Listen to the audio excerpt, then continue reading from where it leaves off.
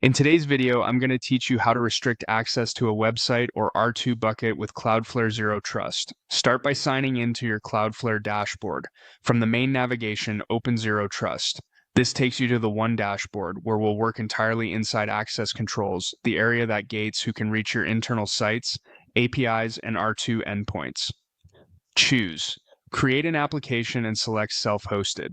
That option is used for anything you publish behind Cloudflare, including a website, admin panel, or an R2 public domain. Click. Add an application to open the setup wizard. Give your application a clear name so teammates recognize what they're being prompted to access. Next, set the session duration. This controls how long users stay signed in before they must re-authenticate.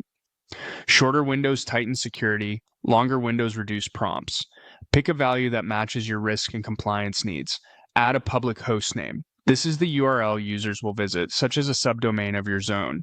You can optionally include a path if you want to protect only a portion of a site, like /admin or file reports. Then choose the Cloudflare managed domain the hostname will live under and continue. On the appearance screen, you can customize how the access prompt looks. Upload a logo and tweak names so the login page is recognizable and trustworthy.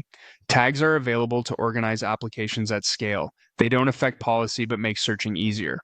Custom pages let you swap the default block or error screen with your own messaging or brand language. When you're happy, proceed to the next section. Configure cross-origin resource sharing, or CORS, if your protected app will be called from scripts running on other origins.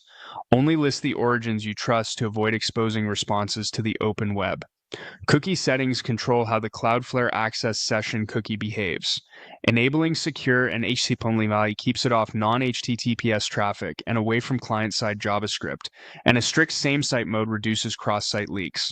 If you use service authentication or non-browser clients, the 401 response option ensures unauthenticated requests get a proper 401 status instead of a redirect, which is friendlier for tools and API callers. Click Save. Your Zero Trust application is now published and gated. To verify, open a private browser window and visit the hostname you added.